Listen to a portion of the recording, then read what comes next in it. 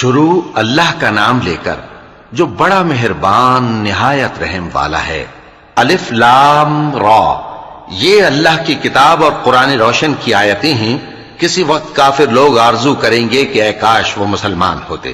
اے نبی، ان کو ان کے حال پر رہنے دو کہ کھا پی لیں اور فائدے اٹھا لیں، اور لمبی لمبی آرزویں ان کو دنیا میں مشغول کیے رکھیں، آخر کار ان کو اس کا انجام معلوم ہو جائے گا۔